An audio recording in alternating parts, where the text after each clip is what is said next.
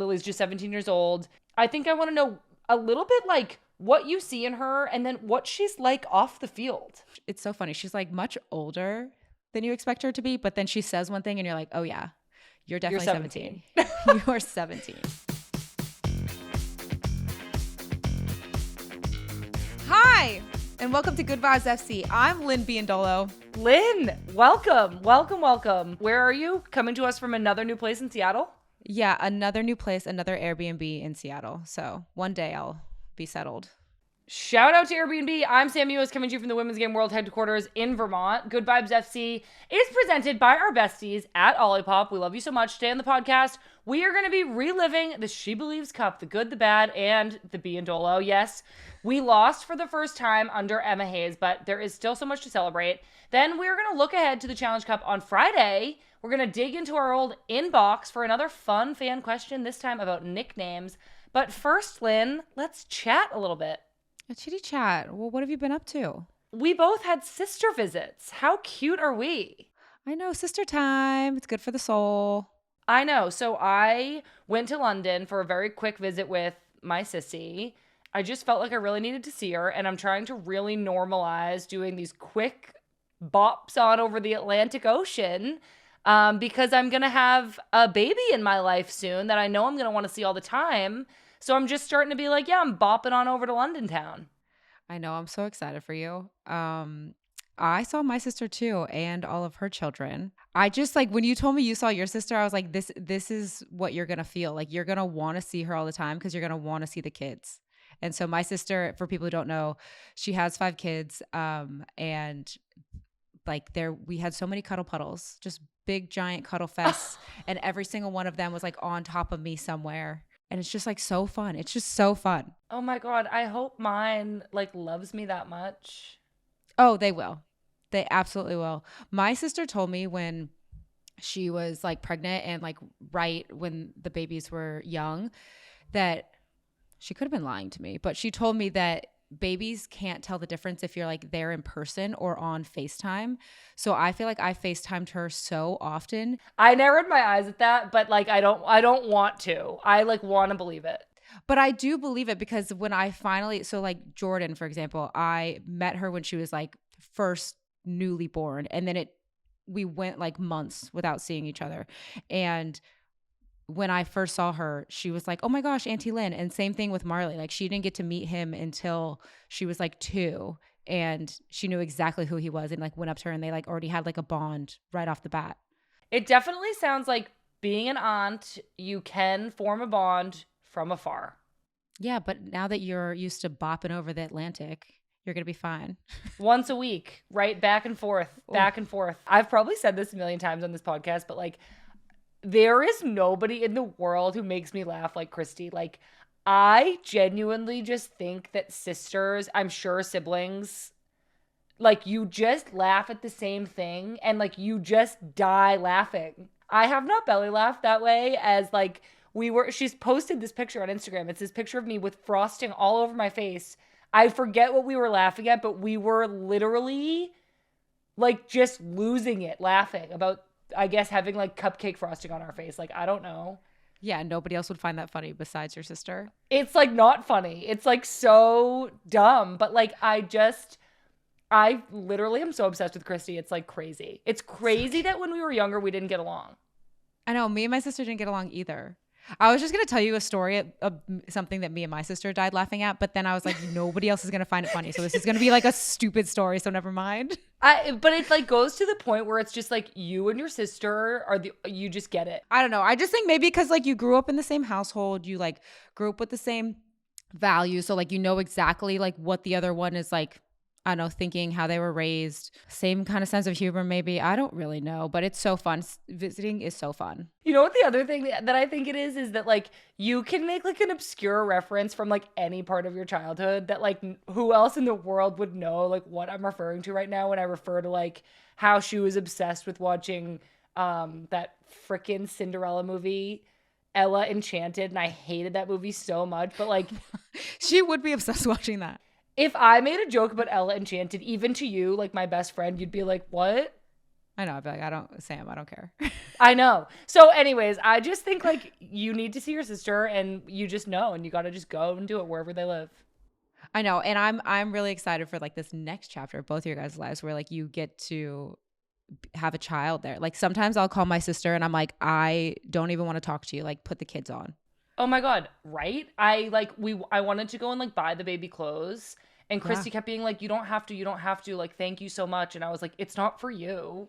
I know. I literally like they con you. They steal all your money. My nephew called me the other week and was like, "Can you please donate to my hockey fund?" And I was like, "How much money do you think I should give?" And then he said the number and I was like, I'm going to. Like I have to. And then when we were like playing in the park, they're like, "Okay, we're going to do this and then we're going to go do this and then we're going to get ice cream." And I'm like, "Yeah, I guess so." And again, there's like so many of them. So I'm like, 5 ice creams. All right. "Sure. Just Sure. take my credit card." Sure. Oh my gosh. Well, I'm obsessed. I also, Lynn, you're like so much closer to your family now. I feel like that's like such a pro of moving to the West Coast. Well, yeah. So originally, after camp, we were done with camp on the 27th, and I needed to be back training with Seattle on the 1st. And so I was like, I could stop at my sister's house for a night, or I can go back and like get a little bit more settled. Obviously, like I said, I'm not settled at all. And then, so I was like going back and forth with Marlene. He was like, "No, this is exactly why you moved to the West Coast, so you can like pop Yeah. in and see your family when you want to." So I like literally surprised everybody. Like the kids didn't know I was coming. My mom didn't know I was coming. My grandma didn't know I was going either. So my sister like set up this whole thing of everybody was coming over, or my grandma and my mom were coming over for dinner, surprised them there. I got to pick all the kids up from school. And so I have like so many videos. It's so cute. I should probably post them, but my nephew literally jumped on me and was like crying. He's 11. And then I like wanted to hold his hand walking to the car, and naturally he wouldn't because all of his friends were watching. That's really cute. I'm like so happy for you. I know, me too. I'm like very excited to be this close to them. I'm so happy for myself and my family, and I'm really excited too. Go sisters. So you mentioned you were like that SheBelieves ended. So I want to backtrack a little bit and start asking you about SheBelieves and camp and how that was. Obviously, the U.S. Women's National Team beat Colombia and Australia, but you guys lost to Japan. And I feel like I want to know what it was like on the field, what it was like in the locker room. Like having you here, Lynn, I know this tournament was last week, but I feel like your insight is like so interesting, and having like access to you on this podcast and getting to hear what it was like on the inside is really, really valuable and great. So let's start with the positives. First of all, Becky Sauerbrunn, our other Good Vibes co-host, was broadcasting the games. She obviously absolutely crushed it. We heard from her last week on what that new experience was like for her. But we also saw you run over to the desk after, I think it was the first game, and you like gave her a big hug. And then I think the next game you like gave her all those really nice compliments on TV because you were being celebrated at the desk. So just talk to us a little bit about like seeing Becky over there doing TV. I know, it's so funny to like see your friends like move on, but they're like still in the same space. I'm sure it felt awkward for her, but for me, and I know a lot of people that were on the team that know Becky well, it was like a comforting moment. Obviously, like when you have to do media, sometimes it could be like, "Oh, I don't want to do media. Like I want to focus on just playing." And so having a familiar face to go up to really makes you feel more comfortable like talking to media, as well as just like excited for her just to see how she's gonna thrive. I've gotten so many like people coming up to me saying Becky was amazing, like really like spot on. She might have been nervous for the first show, but the second one she really crushed it. Like so many people have told me that, so I should probably text her and tell her that. You should. I've been texting her too because we would like get on our live shows after every game on our YouTube channel. And all of the comments would be like the whole show. I'd be doing a separate show with another co-host, and the whole show, all of our listeners were like, "Did you see Becky? She did so great. She looked so great." And everybody was so excited for her. And so it was so fun to like celebrate her doing something new, which is scary, but she just did so great. And I'm so excited for her and proud of her. Doing something new for the first time is always scary, even though people will tell you you're great at it. And I think that being in this space of wanting to be your best soccer person, or like always striving for greatness, moving into something else that you're like unfamiliar with, you can kind of get like a little bit of imposter syndrome in there as well. And I just hope that she doesn't feel that at all, because she's so thoughtful with what she's saying. She's so smart when it comes to like soccer and like the way she thinks about the game. And so for her ability to say that out loud on national television, like I think it's going to be such a gift to the world to have like that perspective. And I'm just really excited. But it's like so nice, and I don't know, you just like see your friends being successful. It's great. I know. It's so great. We could all celebrate Becky forever. I am also really excited. Those national team games just got announced, and Becky's doing her retirement game in June in her hometown of St. Louis. How cool is that? Well, I mean, she deserves it, so. I know. We could just absolutely celebrate Becky Sauerbrunn until the end of time. I do want to talk about all these new faces that were in camp.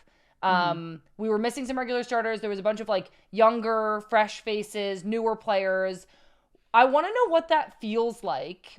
Like, and if there was a moment where there was like maybe some nervous energy in training or before a game, like did any of the young ones, do anything that you guys were kind of like, okay, you can like calm down and take your foot off the gas. We need to like keep this under control a little bit.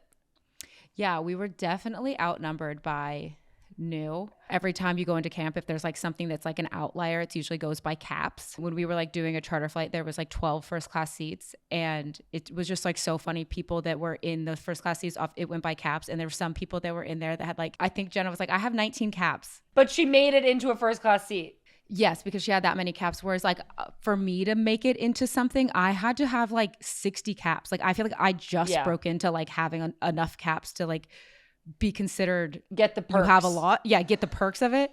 But so I was like, how is this happening so early for everybody? But no, I think that the new faces, everybody's so talented. Like I am excited for the future of this team, and just to know like how talented the group is. But of course, like you have some nervous energy, and I think that new or not, the first day of training is always chaotic. Like, this. It's like excited energy, nervous energy. The balls, like people are running around 100 miles an hour, forgetting to breathe. They're just like excited to get out there. And then usually like, you're like, all right, that's out of the way. Day one done. We're going to go to day two and it's going to be better. What kind of like trickled on for like day 2, day 3.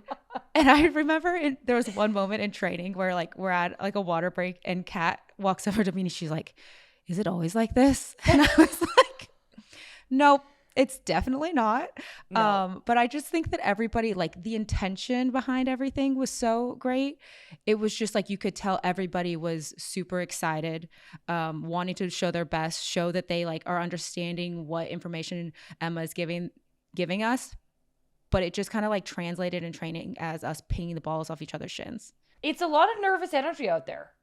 I know, but I thought that then when we went into the games, it was great. So you know what, Lynn? I thought so too. I thought like, especially in the Australia game, you guys started so fast, and it felt like there was this great translation of like, yes, we're new and young and hungry, and we're out here and we're gonna like sprint and we're gonna get it. Everybody's gonna get in the box, and like, I felt like, sure, at times, could things have been cleaner? Yes. But I felt like that it was such a great example of like translating that nervous new energy into something really positive on the field. We talked so much in the, our content during the tournament about these young new players, and the ones who I think really stood out to everybody were Ali Sentnor and Lily Yohannes. Ali Sentnor scored 2 goals, got an assist. She's another forward. So again, I think that like your take on what she's bringing to this team and what she could bring in the future is so interesting. But give us some like behind the scenes that we might not know. Like, what do you see in Ali Sentnor that made her successful this tournament? And like, what about her excites you that you get to play with her on the same team now? I think that Ali like plays far beyond her years. She didn't seem nervous at all through the whole thing. She was very smiley and just excited. She might have been nervous, but she didn't exude that at all. Cute. I know, she's so cute. But I think that what's so interesting to me, she reminds me of like Crystal when she was much younger as well, where she first of all, she's just like compact and low to the ground. First of all, her like spatial recognition is amazing. So her ability to like turn in the pocket and get going forward. And then obviously everybody knows like her shot from distance is incredible. But I think her being low and compact to the ground, it's like the ball just sticks to her foot. So she was like wiggling out of things, and I know. She's like strong. She's like obviously shorter, but she's like strong and compact and like can get in and out of people and can turn people really quickly. And then she's like pretty fast as well. I am like, again, excited to see like what she can do, but her, again, ability to just be confident in what she brings to the table. We'll see how it goes. But I mean, I like her in that like pocket wide forward where it's like not even wide, it's more inverted. Yeah. Yeah, I thought especially that run that she made in the Japan game where Kat turned and Allie made that run kind of inside behind her defender. It was just such great timing and such great recognition. It was also a great turn by Kat. The other player I want to get your take on, Lynn, is Lily Yohannes. Lily's just 17 years old. But like, I think what she really brought that was noticeable was composure, especially in that first Colombia game where there was a little bit less pressure on her as a midfielder. But I think I want to know a little bit like what you see in her and then what she's like off the field. Well, I think that for one, I know there wasn't as much pressure on her in the Colombia game, but those kinds of games are hard to play in because one, they're like choppy, and two, the teams are like playing for like fouls and like trying to disrupt the game. And her ability to one, like put her body on the line defensively to like stop some shots. I thought that was great. I thought her defensive work was great. And then the ability to stay calm in situations like that is hard to do because like I said, emotions are high. Practice has been chaotic. Practice has been chaotic. We'll be banging each other's shins. As the US, you're supposed to be winning. You're supposed to be winning by a lot. Yeah. And people are like sliding in and pulling your jersey and tugging and it's just like it's going to be one of those like a battle game. And I think that she not only was composed but like her ability to see the field while also all this like craziness is going on. I couldn't speak highly of her on the field. And off the field she is also it's so funny, she's like much older than you expect her to be, but then she says one thing and you're like, oh yeah, you're definitely 17. You are 17. There was just one moment that who was at the table. It was me, Kat, Lily, and it was somebody else. And I just remember being like, okay, so like after games, if the team like wants to go out for dinner or something, like, do you have to ask your parents? And she was like, well, no, I just like tell them we're going out if it's like a team dinner. And I'm like, no, not a team dinner. Just like going out. And she's like, a social outing.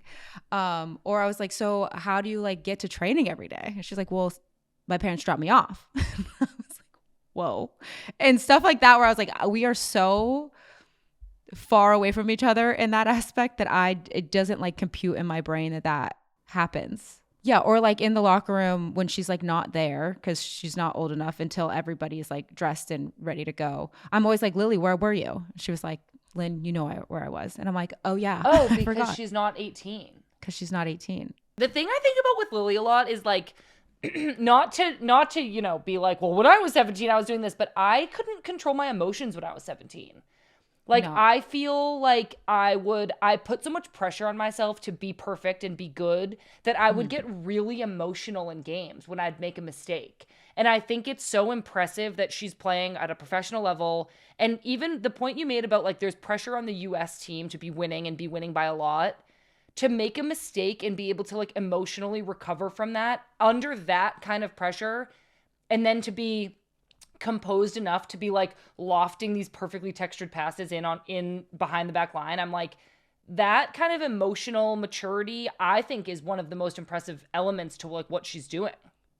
I couldn't agree more. I also think that like, I don't know, I'm thinking about like what I was doing at 17 and the level I was playing at 17 and the level she's playing at 17. Like they're so vastly different.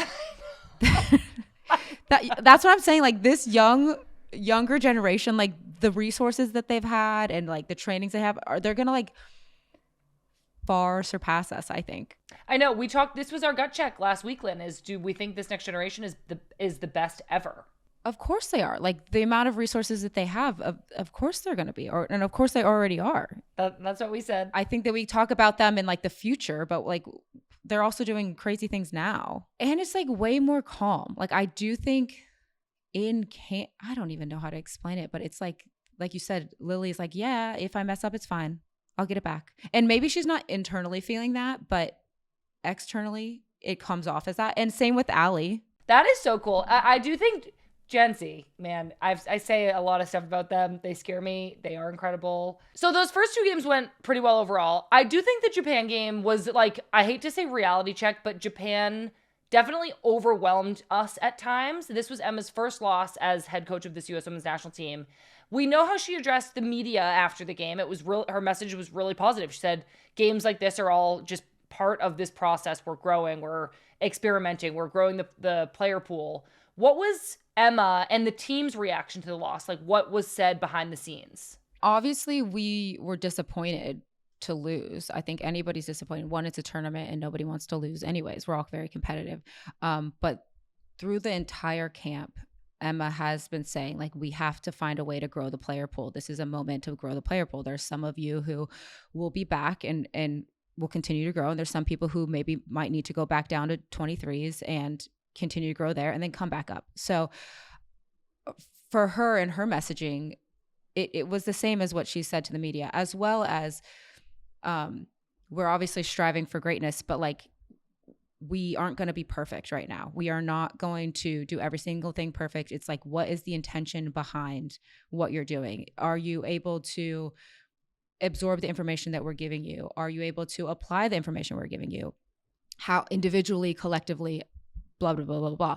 So I think when it comes to the Japan game, again, obviously disappointed, but if you look at it from like a far away lens, like we are a bit away from the World Cup. And right now is the moment to figure out like, how far do we have to go? Who is able to make it? Who's like not right now? Is there potential there? That Japan team has been playing together since they have been so young. And again, as well, like we beat them in the Olympics and they're not going to come here and give us an easy fight. And so I think there's like a bit of pride on their side going into that game as well. And I think also when you are playing a Japan team, everybody knows how technical they are and you give them 1 yard and they're able to do something with it. So you have to be so organized defensively. And when you're bringing a very new team together, you're going to get some things wrong sometimes. So sometimes they had too much space. Sometimes we did great things. And I think that to take that lesson and say like, okay, we lost to a very good Japan team. We had our moments. We were able to do some things that we wanted to do. But where's the moments that we fell short? And I'm more excited about that than thinking about it like, oh my gosh, this was a terrible loss. Well, I mean, April camp is so soon. It's like 4 weeks away. The U.S. Women's National Team is going to be playing Brazil twice in April. And I think what I'm interested in hearing, Lynn, is like how you see your role in this experimentation time. Like you're a veteran, you're a versatile forward. I feel like we all know what you bring to this team. You're an incredible finisher. You're incredible at getting in behind the back line. You're a leader, but your defensive presence is also really exemplary, I think, for a lot of these young players. How do you see yourself thinking about the next couple of years and like thinking about this next April camp and what you can offer this group? Yeah, well, I think that as you know, the team gets younger.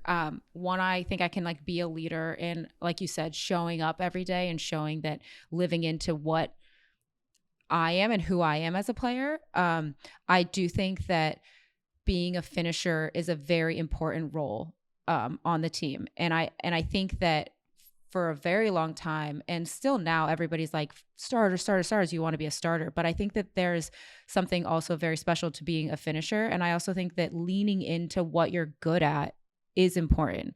And I think for a very long time, I have been fighting that role and being like, no, I want to be a starter.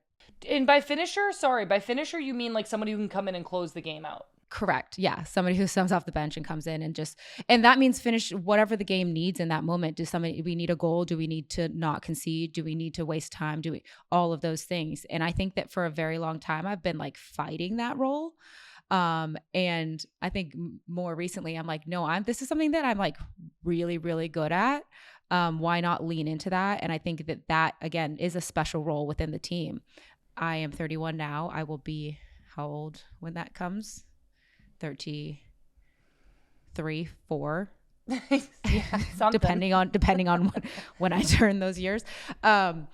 I think that like no matter how old you are, you can continue to grow and continue to learn and continue to like sharpen your craft. And there's like some things that I want to continue to improve on. And again, like you said, they know what they're getting with me. If they want it, they'll take it. If they don't want it, then Well, if they're smart, Lynn, you'll be there and they'll need it. We talked about this on a previous episode of Good Vibes about Emma's women's national team way, this program that she's implementing that's really about looking at everything through a women's focused lens. And you said that you had like a big presentation about her philosophy in camp. And I was wondering what that was about and what you took away from it and what was like implemented.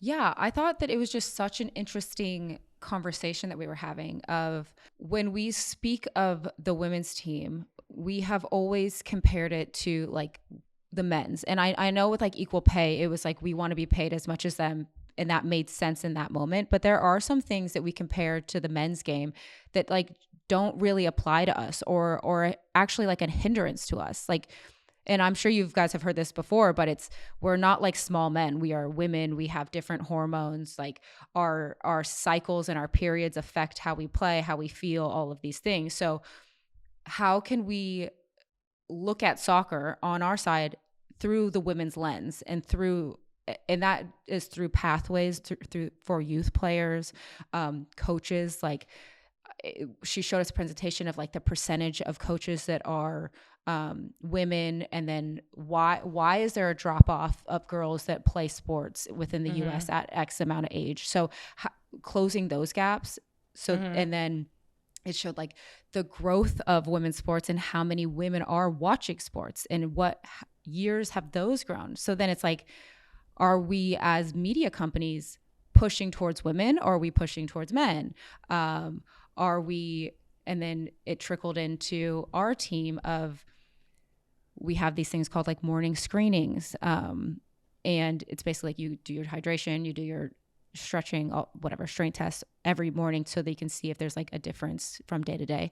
Yeah. And it happens to be like pretty early in the morning. Well, as women, we know that we need like more sleep than men. So can we push that time back? Are we training at a time that is optimal for the women's body and the men's body? The supplements that we're taking, are they only tested on men? Are they tested on women? So it was kind of like this whole lens of things that we were looking at. I'm excited to see how this like translates. Obviously, it's not going to happen overnight, but just to get everybody thinking about it.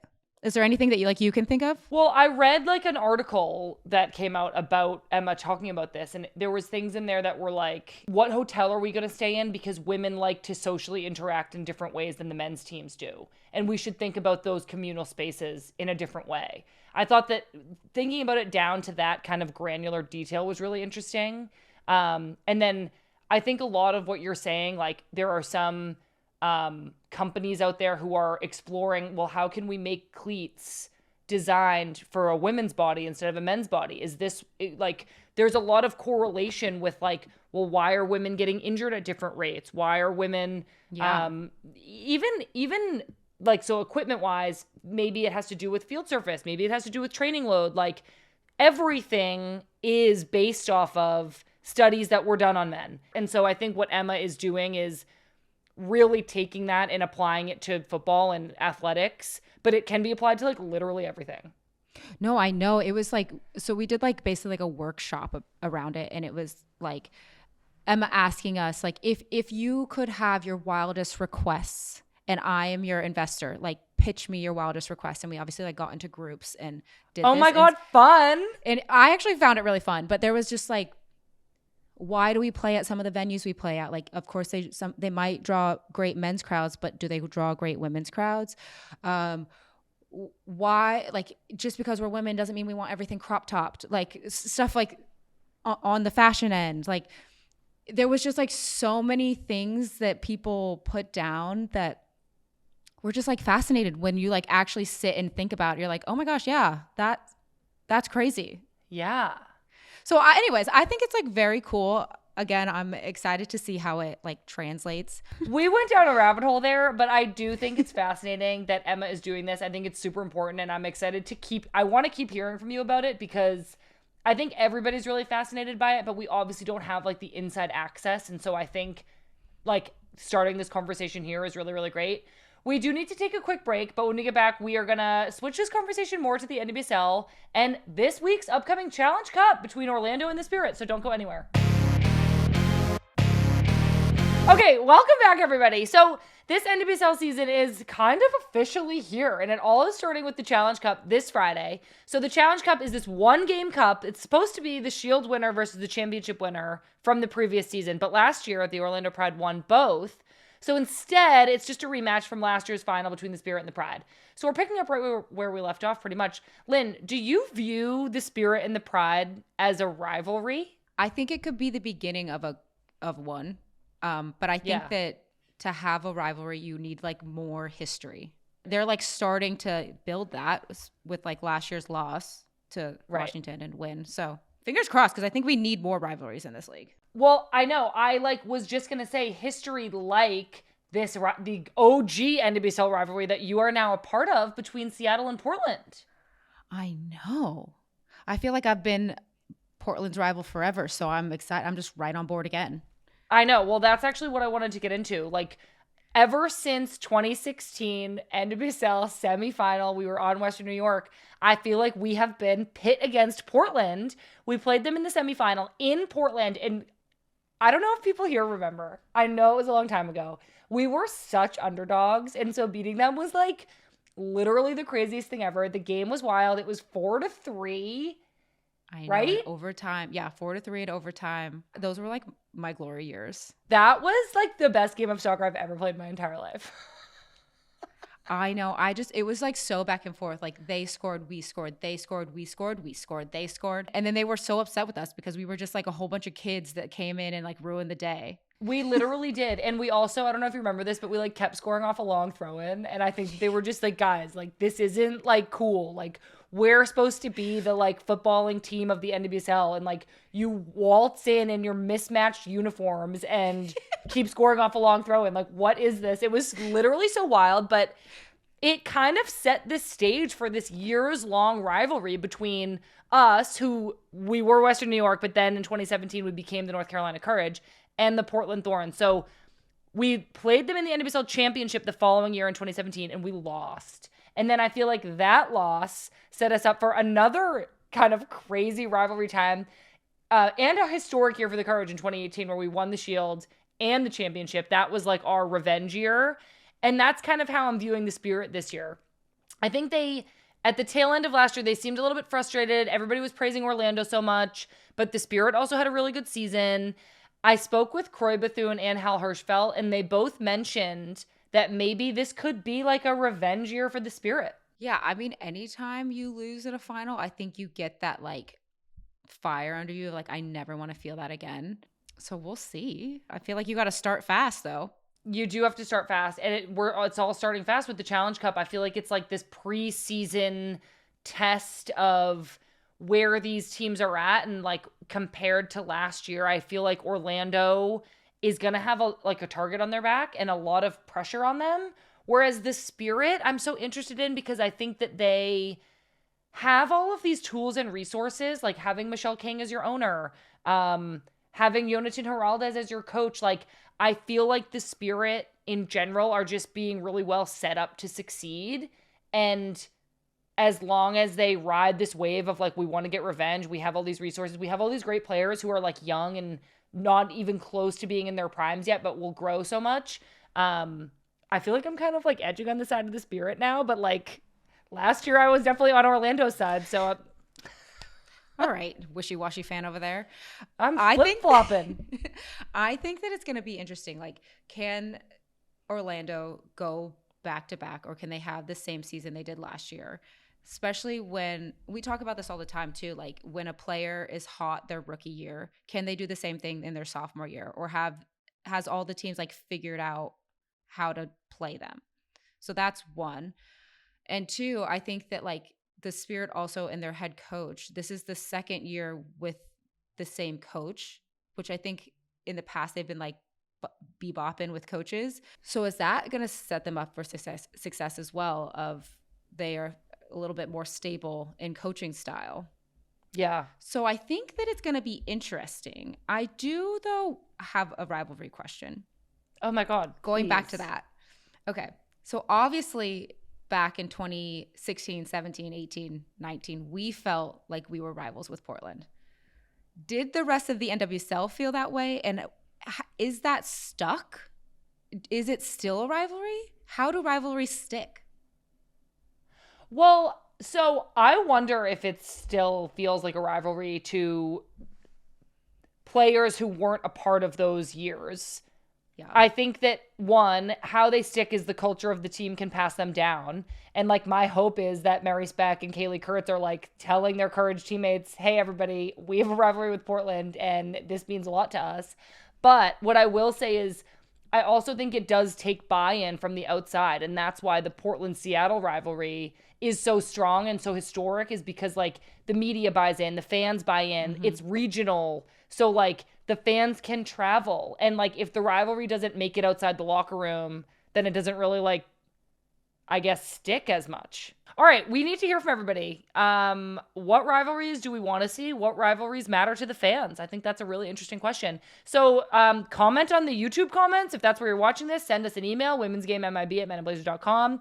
If you're listening on a podcast, maybe you could just leave us a rate and a review, and I'll try to read it, and I'll try to, absorb your opinion from there. Okay, so speaking of rivalries, Lynn, we have one more thing we can all be competitive about. The league released all 14 secondary kits, and there are some clear frontrunners. Seattle's is definitely a fan favorite, but there are also some weirdly wonderful color schemes out there. So we're going to make this our Olipop Gut Check of the week. I'm really, really excited to drink this. I've been waiting all day to drink my Olipop. What we're going to do, Lynn, basically for this gut check, is we're going to have these images flash up on screen. And then we're basically just going to, like, say the first word that pops into our head. It's going to be pretty quick. Okay, I'm nervous. Washington Spirit. Highlighter. Sun. Oh, what? North Carolina. Supermodel. Sorry, I had nothing. All I was going to say was red. San Diego. Mermaid. Ocean. Oh, mermaid. Gotham. I don't like it. Color block. I don't like it either. Houston. Galaxy. Outer space. Kansas City. Teal. Classic. Yeah. I mean, I think what they were going for here was literally teal, so I'll give them what they want. Utah. Birds. It's good. Louisville. Forest. Garden. I actually really like their colors. I think a green kit like this is cool. So yeah, like no notes. Bay. Professional. Oh, I was going to say plain. Angel City. Abstract. Kind of reminds me of Taylor Swift Tortured Poets Department. Chicago. Paint. Chemistry. Orlando. Stretch. Portland. Oh, I'm so jealous that they have 3 stars. They're like very like Ninja in the Night. Ninja in the Night with 3 stars. Seattle. Me. Beautiful. That was our weird Olipop Gut Check of the week. I think we loved Seattle. I think we loved Louisville. I also think we agreed to love Utah. So There you go, everybody. Please let us know in the comments what you think of these new NWSL kits. And thank you so much to our besties over at Olipop. You can get your new favorite NWSL kit now over at worldsoccershop.com. All right, we need to take one more quick break, and then we'll be back with a fan question from Abby. Don't go anywhere. Welcome back to Good Vibes FC. Okay, it is time for our Women's Game Weekly updates where we cover all the other news you need to know. It is mainly WSL updates this week. The biggest news from the weekend is that we finally saw Naomi Girma debut for Chelsea. The WSL returned this past weekend, and Naomi got the start in Chelsea's match against Brighton. Unfortunately, it looked like Girma suffered an injury and was taken off in the 59th minute. Brighton also actually held Chelsea to a 2-2 draw. It was only the second time this season that Chelsea has dropped points, but they still sit comfortably at the top of the table and remain unbeaten this season. Well, that's good for Brighton. That's like a big old point. I know. It was a big game for Brighton for sure. Hopefully Naomi's doing okay. Chloe Kelly has had a very eventful few weeks. After initially not making the Lionesses Nations League roster, she was called in to replace Beth Mead, and she got her 50th cap at Wembley when England beat Spain 1-0. Not only that, she then made an appearance for Arsenal on Sunday, where she's currently on loan. And this game was so wild, Lynn. Arsenal took on a relentless West Ham, and the 7-goal thriller saw Arsenal bounce back after being down 2-0 inside just 12 minutes. And Chloe Kelly sparked the comeback, scoring in the 44th minute and cutting the league in half before halftime. The Gunners ended up winning 4-3. And it's like so great to see Chloe back in strong form after what she dealt with at Man City. I know. What a amazing week and moment for her. The drama wasn't just on the WSL field this weekend, as big and kind of existential conversations have been happening off the field. So after holding a meeting with WSL clubs, the league is going to hold a vote to make major structural changes to the WSL, including doing away with relegation and adding more teams each year for the next 4 years. But we will keep you guys posted as that story develops. The FA Cup quarterfinal matches will take place this coming weekend with Manchester City versus Aston Villa, Chelsea versus Crystal Palace, Manchester United versus Sunderland, and Arsenal versus Liverpool. Do you think there's going to be any upsets? I don't think so. I feel like these matchups are all kind of straightforward, but this is kind of the point of the FA Cup. So I kind of hope that there are upsets. I feel like Sunderland is the only championship division team left in this tournament. They would have to beat Man United, which doesn't seem likely, especially considering Man United is in such great form right now. But I just feel like keeping that hope of an upset alive is kind of what the FA Cup is all about. Is the FA Cup quarterfinal basically the March Madness of soccer? I think we can definitely say that. It's basically March Madness of women's soccer in England. Yeah. Cool. Between the SheBelieves Cup and the season getting closer and closer, it was kind of a quiet week in the NWSL. But if you're looking to get in the spirit ahead of March 14th and opening weekend, Amazon Prime is dropping their 4-part series For the Win on Thursday, which follows last year's thrilling playoff race and features you, Lynn. I know.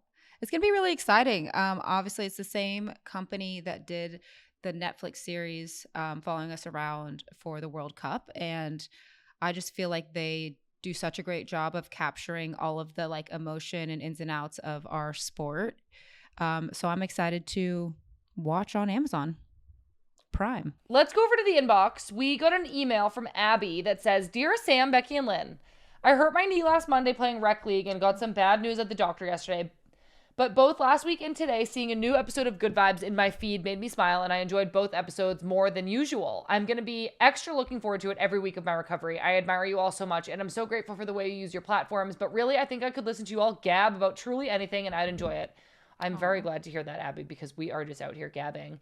Okay, back to Abby's email. Anyway, I have a question. There are some really great soccer nicknames out there. Some of my faves: Tobinho, Uncle, Baby Horse, and of course the Tower of Power. Some that I'd like to popularize: the Blocktopus, that's Falentellus Joyce, Balls Are Hard, Boats, obviously, and Yo-Yo, Lily Yohannes, because she's got the ball on a string. What are some of your favorite nicknames for teammates, and have you ever given someone their nickname? Would you like to give anyone a nickname now? Lynn Laugh Leg Sleeve, Abby. She used Lynn Laugh Leg Sleeve as her sign-off. I know. Well, I feel like I finally got a nickname. That was me and Christy, you know. I know, which is so fun. Okay. Well, first of all, Abby, I'm so sorry to hear about your knee, and I hope that you get better really quickly. But I gave Sonnet her nickname, Saucy. You did? Yeah, that took off. Because I used to call her Saucy, and she used to call me Yams. Oh my God, that's so funny. Oh, because you have big hamstrings. Yeah. So big I was all right. Big yams. Big yam strings. And so I was like, all right, Sauce. And then it turned into Saucy, and then Saucy Sonnet. That's pretty epic of you. And you made up Lynn Laugh Leg Sleeve. Well, and I had help from Christy, obviously. Did you come up with Tower of Power? No, the Dean Link, the North Carolina Courage in-stadium announcer, out of the blue was announcing me to go on the field, and he said Tower of Power, and I was like, did you just give me a whole new identity? It is funny how nicknames just come about. I always wanted everybody to call me Sammy Bananas because Johnny Bananas is Johnny Bananas from The Challenge. Yes. And so I was just like, that's so funny. And it works so well for me. So I just kind of started referring to myself as Sammy Bananas. And then I created this whole side podcast called Sammy Banana Phone. And now people have to call me Sammy Bananas. So basically what I'm hearing is if you don't get the nickname you want, you just force it upon people. You just make a podcast. I love that. Thanks for the question, Abby. Yeah, it was a really fun question. I loved talking about that. I do really hope that your knee gets better. I was really sad to hear that. But thank you so much for writing in. Don't forget, everybody, you can write us with questions anytime at womensgamemib@menandblazers.com. Okay, Lynn, I'm literally so excited for this segment. I'm definitely going to start squeezing this in It's sick and tired. I don't know if people remember, but very early on in this season, Lynn told us she was sick and tired of a bunch of stuff. And I said, we're going to make that a segment. So this is this part of the show where Lynn gets to complain about something right before we shower our listeners with good vibes and love. So Lynn, what are you sick and tired of this week? I am sick and tired of living out of a suitcase. Like, I know I did this myself, but I'm like, I'm over it. I want to be able to have all of my stuff in the areas that it's supposed to be in and not live out of a suitcase and have things thrown about. So I'm like sick and tired of that. I hear ya. I am sick and tired of that for you. Well, let's mash that right up against our good vibes, because sadly this is the end of our show. But luckily for us, we get to share something wonderful with all of our wonderful listeners. Go on. You go first. Well, you know what? I did not prepare this ahead of time, but as I was sitting here recording this podcast, my cute little dog was asleep in front of me. And he was asleep, but his tail was wagging. His tail was thumping up and down on the bed. Well, he was like dreaming. He was dreaming, and his tail was wagging. And I was like, my dog is happy even in his sleep. I can be grateful. I also didn't prepare something, but I never do. Shocker. They just come to me. But my Really? good vibe, my good vibe is, so I went to this cute little bakery yesterday because it was Did an you off get day. yourself a little treat? I got myself a little treat. Oh, I got myself 3 treats. I got myself a croissant, a savory croissant, which was delicious. And then I don't even know what the name of the other thing was, but everybody was getting one. So I was like, I got to get one because it's obviously going quickly because everybody's getting one. And it was so like fluffy and fresh and had like a nice little crunch to it and like little salt on it. Was it a Queen Amman? Yes. I've never had one before. And everybody was like, I'll take that. And I was like, and I'll also take that. I think about it as like 5 croissants like shoved together with like kind of a layer of like hardened sugar on it. Yeah. And this one had a little bit of sea salt on top. Oh my gosh. And then I had a little coffee and it was just like eat, drink. And I was by myself and I just enjoyed that by myself because I think people should be able to eat and enjoy themselves while they eat. And that is my good vibe. Lynn, you know what? That is a good vibe. It is get yourself a little treat, but it's like a little bit more elevated. I'm not one to deny myself happiness. That's the truth. You have said that exact thing on this show. I am not one to deny myself happiness and I'm obsessed. You know what I can't wait for is when it starts to get warm out and your good vibe is just get outside and just enjoy the spring. I cannot wait. It's going to make me so happy. That is it for this week's episode of Good Vibes FC. I really hope that you are subscribed. If you're not, you can do it right now. Subscribe on Apple Podcasts. You can leave us a rate and review. You can subscribe on Spotify. You can also subscribe to our YouTube channel, which we would really appreciate. This podcast is available wherever you listen to your podcast. We're also on YouTube. I just said that. And you can also follow us on social media at Women's Game MIV. All right, everybody, I'll let you go now. Bye-bye. All right. I'm Lynn Biyendolo. And I'm Sam US. I love you, Lynn, and I love everybody else also so much. The mostest.